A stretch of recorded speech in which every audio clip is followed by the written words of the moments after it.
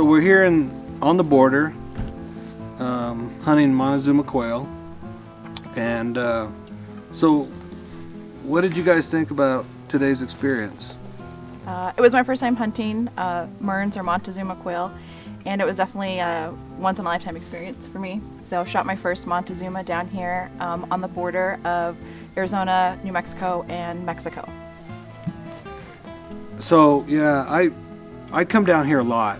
Part of the reason I come down here is for the scenic beauty of this part of the country. The border is a really special place for me. When I was young, Disneyland was where most kids went. I came right here. The Animas Valley is a special place, right? Because it goes from New Mexico into Chihuahua and a little bit into Sonora too, on the other side of Arizona. So, my grandpa, they called him El Oso, Javier Bañuelos, and he grew up hunting coos deer, hunting pronghorn, puma, in the Sierra Madre, just 5 or 6 miles on the other side of what is now known as the border. So this is a special place for my family too. It's a really cool opportunity to come and hunt these birds that you only get to hunt here in the entire country. On public land. On public land. Yeah. Absolutely.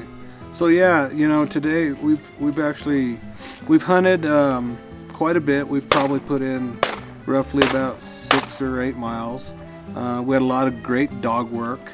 The beauty was the fact that we were able to find some birds. We've had these conversations regarding the border wall, and I think part of our jobs, so to speak, is to make sure that people see what this country looks like. I've said it a couple times, but it really is bothersome for me to have people on the Hill making decisions on behalf of our backyard. And I think a wall, honestly, is basically it's saying that we've failed as a nation to figure out what we really need to do. Our policies obviously have not been where they need to be, but a wall it's like we're throwing in the towel.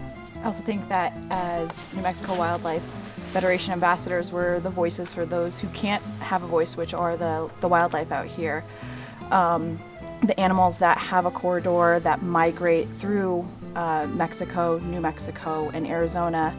Building a wall could potentially hinder that migration, affect our wildlife, our population, our hunting, our public lands, our access to public lands. So, yeah, I think it's important that we have a voice.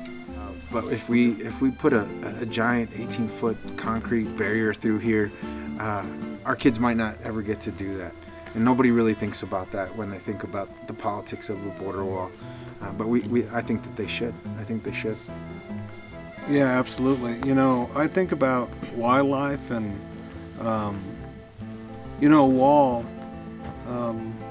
The scary thing for me is not knowing how that may affect wildlife 20 years from now.